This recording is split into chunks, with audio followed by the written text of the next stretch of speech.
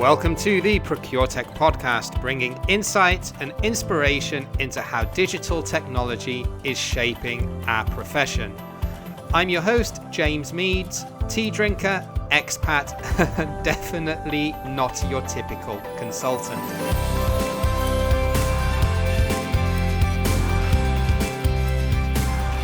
Yes, hello and welcome to another episode of the ProcureTech podcast, where every week we bring you insights, news, stories and case studies all about the latest developments in digital procurement transformation and successful implementations, anecdotes and thought leadership all around this topic. And yes, we're the only podcast that does just that out there.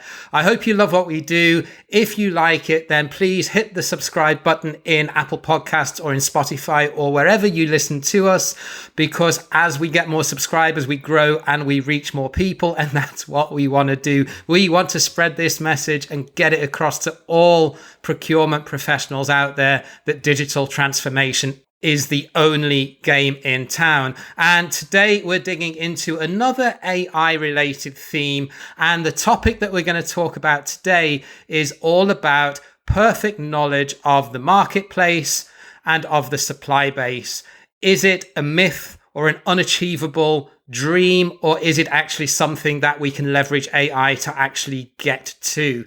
And to talk about this, I would love to welcome to the show Kent Ledgerwood from LevaData. Welcome to the ProcureTech podcast. Thank you very much, James. Okay, so when I first read about LevaData and found you online, I was pretty intrigued in terms of what it can do, because it solves a lot of common problems that we come across in the procurement space. And I wanted to approach the topic of today's pod really around something that I learned in economics class pretty much in 101 in the first lecture that I had. And that was all about perfect knowledge of markets, and on the sales side, perfect knowledge of customers. And one of the things I would tend to consider would be that salespeople, generally speaking, tend to have a better knowledge of their customers than traditionally buyers have had of their suppliers. But I don't know about you, but I think that no longer can be taken as acceptable, because I think as time goes on and disruption becomes the new normal, we're going to need to have much more knowledge of our suppliers. So would first of all, I guess, would you agree that typically sales have always been more knowledgeable of their customers, and what can buyers do to improve their knowledge of the supply base? Sure. Wow. Back to economics 101. All right. So very good question. Yeah, the way I look at it is the front office has always been ahead of the back office. So if you're a retail shop, you're putting out the next iPhone, the next iPad, the next thing. Meanwhile, behind you, there's a supply chain that's usually scrambling, everything from logistics through procurement, et cetera. And it's not because of a people problem. It's not because of a process problem. It's because of the availability of the data you need to be able to make the right decision. In procurement specifically, when it comes to what we're seeing now with the COVIDs, the world disruption, the outsourcing, everything that's been going on, what's becoming very apparent is transparency is king, and being able to democratize that data down to the user level for the user, a procurement buyer, a GCM, a planner, to have the most up-to-date and real-time information that they can get their hands on, so that they can work with their community, their ecosystem of suppliers and network providers, et cetera. It's not the game of data and data management, whether you're in sales or whether you're in procurement, is not about just having leverage. Everybody wants the data first for leverage in negotiation, leverage in a sales deal. But that's not the future of supply chain. The future of supply chain is we should all be able to see the same map of where we're headed, see the same traffic patterns of disruption and what we need to do to avoid those, and be able to act in concert, because at the end of the day, we're all in it to be equitable shareholders in the product lines and the continuity of supply that we want to get to market. So the ethos really is not so much for procurement to get one step ahead of sales or of their vendors. It's really to have all of that data that's available, as you say, democratized in one place in an easily digestible format, so as we can all see the direction that we're going and be able to collaborate in a more coordinated manner going forward than what typically has happened in the past in what may have been more combative buyer-supplier relationships. Yeah, absolutely. I mean, I think gone are the days of the 800-pound gorilla in the market. Gone are the days of the big company having the advantage. Big companies always have the advantage of buying power, of spend, et cetera. But if you really look at the past, I don't know, let's look at the years of the 2000s, right? It's the small companies, it's the nimble, the fast, the people that can get their access to the right points of supply demand data and be able to act on that data. Uber came out of nowhere and disrupted an entire taxi market. That didn't take years of planning and years of analysis and years of data and leverage and negotiation. It took an idea and it took data and it put those two together. Yeah, I mean, I think Uber is a classic example of just going into an industry and completely disrupting it. And just like, I mean, I always use mobile phones as an example of look how dominant Nokia was back in the early 2000s, and Apple and the different platforms that took on Android just ate them for lunch. Going back to the point around data accessibility, do you think that historically it's been that the data has just not been available in a easily discoverable form, or that just budgets have been too tight to pay for these subscription services, and that's led to a deficit on the buyer side, whereas the sellers have always had easier accessibility to that data? I think there's those. I think those are definite. The accessibility, the permutation of data, just being able to get your hands on big data. I mean, the internet destroyed, Rolodexes. It destroyed that filing cabinet, right? So being able to pass that data around and make it more, accessible by people has been a light switch that's gone on. But I think there's an underlying current of something that has existed forever in humanity, which is he or she that controls that data controls the power. And so that mantra, that just innate, kind of business mentality of I'm not willing to share with you my pricing data, my contract data, my logistics data. I'm not willing to share that with you because those are my crowns, right? Those are my jewels in the toolbox here, that if I give those away, I put myself at risk. And what we're seeing now is that's actually not the case. Margins are getting cut so thin that companies are coming together for joint planning, whether it's engineering product to launch, whether it's logistics planning of what's a better way to move products, better way to stand up hubs and distribution, to even in pricing and sourcing, right? Being able to expose a bill of material, a cost of goods, and expose the transformation cost and what it takes to put that together really starts bringing these creative ideas to the forefront to actually change industries on a macro scale, the way a manufacturing planner or a manufacturing line worker, adjust their WIP and their Kanban in their pipeline. We're looking at things now that sharing data is still scary, but it's actually the right way to overcome the mountain of problems that we all need to be solving together. And it's highly industry dependent as well, isn't it? I mean, I cast my mind back to I started my career in the automotive industry, and you could almost predict by what the steel market was doing how easy or difficult it was going to be in any given year to hit your savings targets, because it was a very combative negotiation. When steel price was going down, we were battling with our suppliers to get them to give us the cost down pretty much as soon as we saw the market price drop. And then at the hint of it going up, they were knocking on our door demanding a price increase. And it was just a constant battle. So, I mean, I completely agree with you that there is another way. But I think in tight margin industries, it's going to be a longer term transition than in some of the more profitable industries. I mean, would you concur with that? Absolutely. I mean, there is no one size fits all. I mean, especially healthcare, right? There are certain things that are proprietary that cannot be shared, should not be shared, right? But for the majority of, of looking at the consumer products, the automotive, those things, until you're sharing a final design or a prototype that's coming, once you're in a sustainability mode, the whole game is margin for everybody in the supply chain. The seller wants the top margin. The supplier wants the top margin. The logistics provider need to be making their cash flow to buy more assets, et cetera. In certain markets, absolutely, there is always going to be a proprietary and a need to know basis. The problem with need to know for everybody is by the time you find out who needs to know, you're in trouble, right? Yeah, and that kind of segues nicely into what you've developed with LevaData, and it's broken down essentially into three different types of products or services that the platform offers. And let's start with the supply management platform. So that essentially helps buyers with negotiation preparation in terms of market data that's out there. And if you had to ask most buyers in terms of why don't they prepare for negotiations effectively, the two things that they will always say will be lack of time and just lack of accessibility to the data or knowledge of the markets.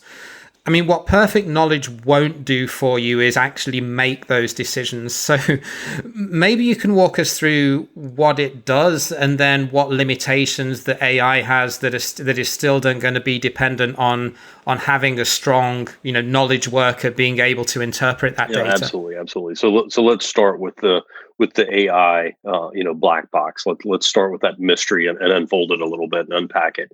The real point to LevaData, or a cognitive engine, if you will, is not artificial intelligence. It's augmented intelligence. The buyers, the GCMs, the sourcing professionals of the world have been in their business, just like you mentioned in the steel market. You knew what was going on in that negotiation. You knew what was going to happen there. There is no tribal knowledge out there that you can put in a black box and completely take the human out of it. But what has to be true is you have to enable that human element to have better, faster knowledge, because the pressures on them of save more, spend less time doing it, do it with fewer resources, do it with all of these things is the reality. That's just the cash flow reality of the world.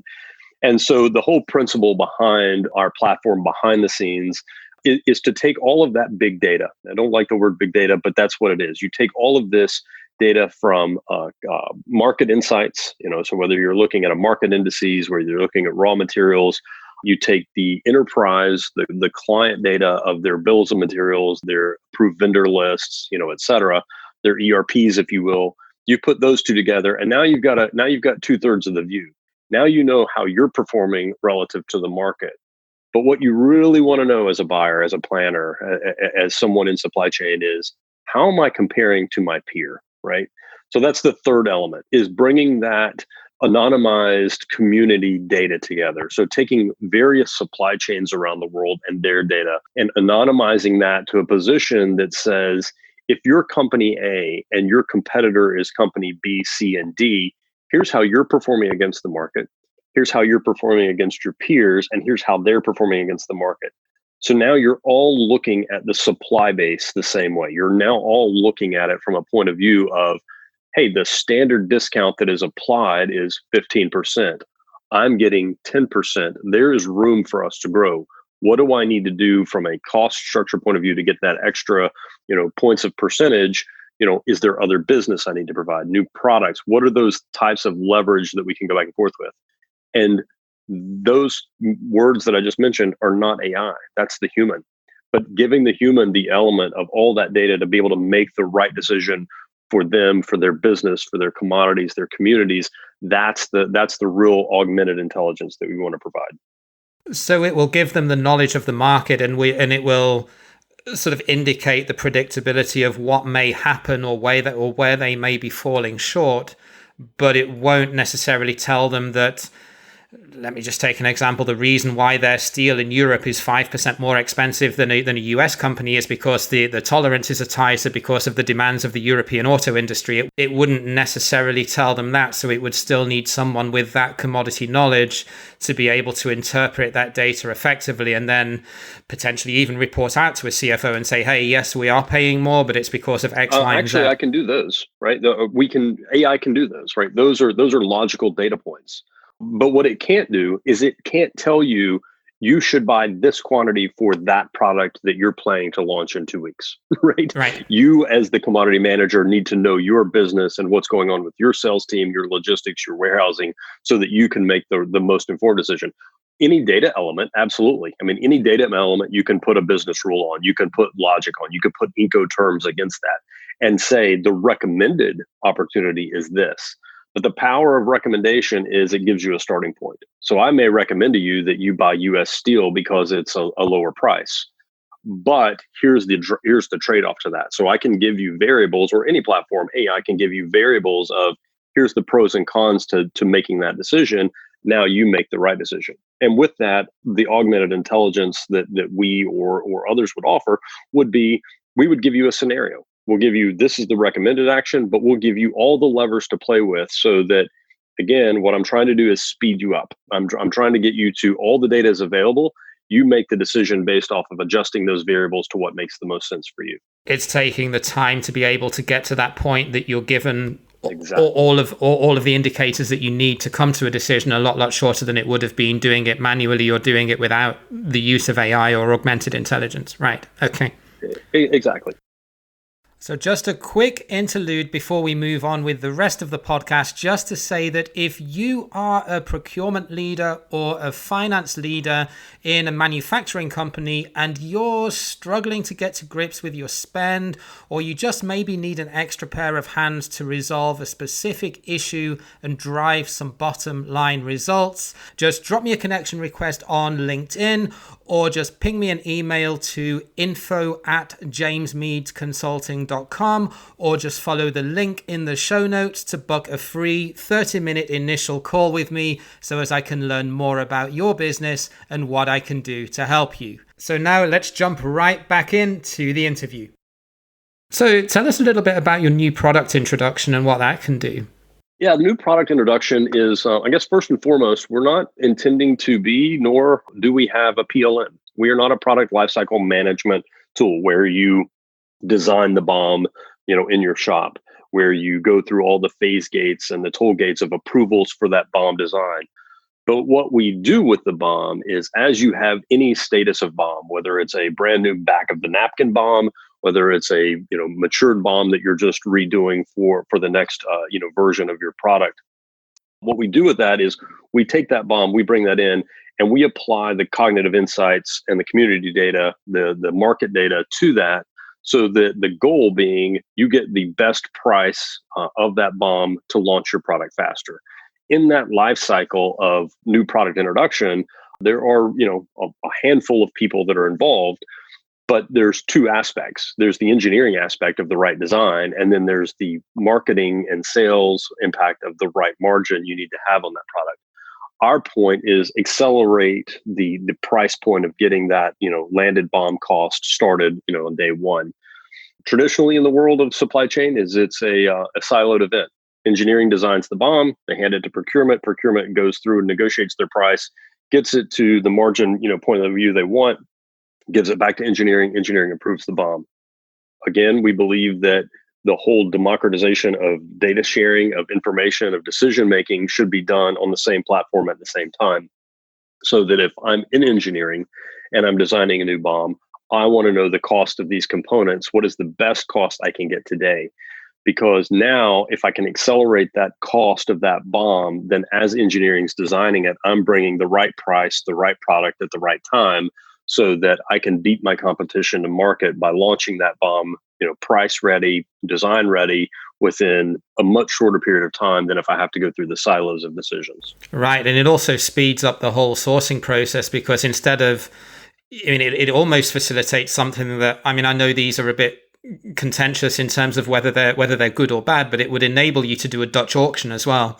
If you've got an idea of what the market price is, then you're not just sticking your finger in the air and guessing. And likewise, if you're a finance person, you're not setting an arbitrary budget for a project or for a prototype phase or for a design and development. If you know what parts would cost in production, then it allows you then to go out and source a lot more quickly and a lot more effectively. And also, if suppliers are coming in with loss leading prices, you can challenge them on that as well, almost on the other side of the coin. Yeah, that's absolutely right. And everything you mentioned is again back to speed. It's how fast can you know? So if you start with a big data pool of part matches, you give me a part of a memory DIM or some part that you're planning to use for that, and I match that to all of the same form, fit, and function against that, as well as your AVL, as well as against the community of other like parts to that. Now you've got a menu, right? Now you say, oh wait, I was gonna design an extra capacitor on that chip, but here's one exactly like what I'm looking for already at the price I need. I'm going to take that as is today. So I went from weeks and months of design and decision making to clicks and button pushes of visibility to make that decision faster. Wow. So for new product introduction, I'd never even considered AI for that. In terms of the speed that it can take out from a whole conception through to sourcing, through getting initial product in, I can see how that can really take a lot of time out. mean, I think the thing for us is we haven't even fully discovered all the use cases it can do. I mean, every day we turn around to clients, and whether it's a CFO, an engineer, a chief operating officer, et cetera, they're coming up with new use cases and new value areas on the products as is without even looking at it. So a sustainable product, a product you have in production and had for 5 years, how to take costs out of that. Well, put it back into the NPI section, look at it from a design and a cost point of view, and you may come up with faster ways to keep current lifecycle products going longer. So finally, the third prong that to this product suite is supply risk platform. And if I'm right in thinking, with any sort of risk platform, regardless of where it comes from or what it does, you're never going to be able to 100% categorically guarantee that you will never have supply chain disruption. But my understanding is that with the intelligence and the data and the visibility, and as you say, the democratization of the sources of the data and bringing that into one suite, it vastly reduces that probability and gives you the tools that you need to be able to make those informed decisions. To what level does it go? I mean, particularly I'm talking more around, does it give you any insight into your second and third tier supply base if you're able to plug that in? Yeah, absolutely. I mean, if you plug in as deep as you want to go, right? That's the hard part of supply chains today is we've outsourced so much that I may outsource to one person, they may outsource to a second, a third, and a fourth, right? So even knowing my supply chain, even knowing the visibility of my supply chain and what my supply chain really looks like behind me is step one, right? So that's the first level of just seeing, right? That's being in a Ferrari and having a clear windshield. You know you can go fast, but if your windshield is black and dirty, you can't go. It doesn't matter. You can't see where you're going. So what you need is the first level of visibility as to what your supply chain looks like, where parts are coming from. So the reason risk came out is because, obviously, as we went through COVID, as Malaysia shut down, as China shut down, as countries started going down, at the same time they were going down, there were plans to come back up, right? And so you needed to know where to put your supply base, where to put your factories, where to put your positioning of flow of goods, et cetera. So it's more on the execution side of supply chain than it is on the business continuity planning, if you will. And on the point of business continuity planning, I dare say that there are only probably a handful of firms out there, if anybody would admit the truth, is that no one actually had COVID-19, the mass effect of COVID-19 in a business continuity plan. And what I mean by that is every company has business continuity planning on what happens in the event of risk, right? What is the alt plan B, right? But when things happen at the scale of COVID, at the frequency of what's going on around the world, whether it's COVID, whether it's riots, whatever it is, the scale and speed of risk happening is happening on a much more frequent and a much more global basis. So it's now about looking at that total picture of not just what has happened and how do I react to this current situation, but where do I think the next is going to occur? So when you look at platforms like us, we look at the AI in terms of not just COVID now, but where could the next outbreak be? If people are partying on a beach in Southern California, could there be an impact there? And we start watching news sources of data. We start watching these sources of data so that we can be advanced. And the whole game is you're always going to be reactive to an event, but it's how fast you know that event, right? So the sooner you know something could potentially happen, the more you can plan for it up front and make the right decision that if and when it does occur, your business continuity planning is digitized, not put on a piece of PDF that's stored in a filing cabinet. So. Right, and there are certain there are certain types of risk that are more predictable than others. I mean, I think geopolitical risk is a lot easier to predict than something like a pandemic, which just comes out of nowhere, like you said, and no one can predict it. Whereas if you can see a country sliding into more tumultuous economic time, I think Argentina or Venezuela as obvious examples, that is easier to predict, but it's never going to be 100%. And like you say, access to the data sources as and when they happen and getting that in real time and bringing that into one platform is key. I mean, I think in terms of quality of internal data that you're feeding into a system like this, in terms of getting risk intelligence on vendors, to what extent is internal data quality a factor in being able to predict risk? To be honest, I mean, this is kind of the mentality we went in with. We can't assume that data is going to be good. We have to assume data is going to be bad, right? There are many supply chains, thousands of supply chains in the world. Everybody has a different, system of records, even when you use standards. You may call a part number X, they may call a part number Y. So we had to go in with the assumption that data was bad. So, our process and our belief is that you give me data as is. What I use is cognitive and intelligence to, put that data in a canonical database, structure it to a standard, and then portray it back to you in the context of your supply chain. So if you gave me part number 1, and my canonical database said part number 1 is equivalent to all these other parts in the market at these locations where the risk may be happening, I bring it back to you in terms of potential risk on your part number 1. So I deconstruct your data to make it into a standard, and then I reconstruct it back to you from a visibility so that it's not a change management game. I'm not asking you to change your business. I'm asking you to speed up and change how you react to things. So data quality at a source level is not essential to be able to get an impact from the tool, is what you're saying. It would be good if it was perfect, but the reality is that we know that most data in most companies is poor. It's the reality that we're in, isn't it? It's the reality we're in. I mean, most companies spent the late 90s and early 2000s insisting that master data quality had to be the prime objective. Fix your master data quality.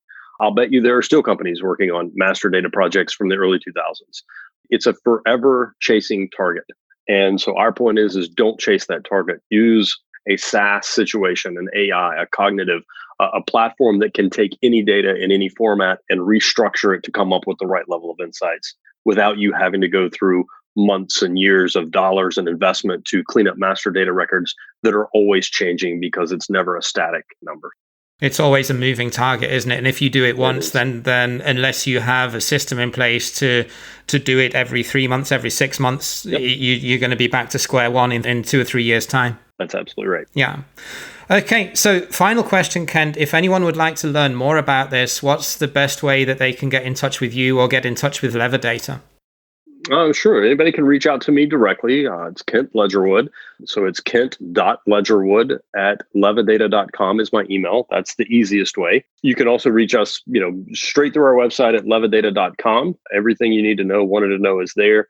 And we'll, happily show and demo and, go through everything we want to. So excellent. Kent, this has been amazing to learn more about what artificial intelligence can do in terms of perfect knowledge of the marketplace and making that more democratized and accessible to buyers, because we all know that salespeople have been not just one step ahead, 100 steps ahead of us historically. So I'd be really interested to see how this develops and how adoption of this technology progresses as time goes on, especially now with risky, very diverse supply chains being the new normal.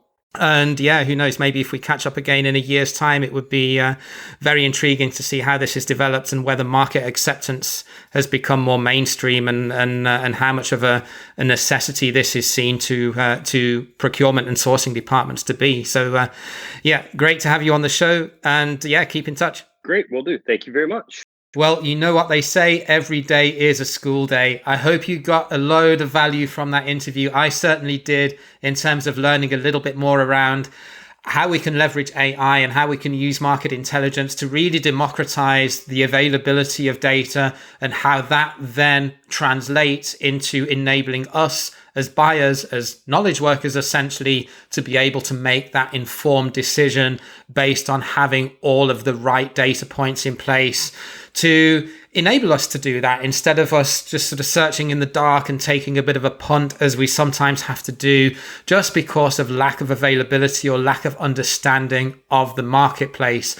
And that sort of translates as well in terms of what we discussed on risk management, right? I mean, we'll never get a tool that will tell us what to do, but to have one that recommends what to do with all of the different aspects of potential risk built into it that we need to consider, and then allowing us to be able to sort of score those, really, really helps us in terms of being able to get to that point of informed decision. Thank you again for listening. I will catch you again next week. Until then, stay safe, look after yourselves, and bye for now. Thanks again for listening to this episode of the ProcureTech podcast. If you like the show, then please subscribe, or even better, why not write us a quick review on Apple Podcasts? It would not only really make my day, but it would also help our mission to enable procurement and finance leaders to become more data-driven through the power of digital transformation.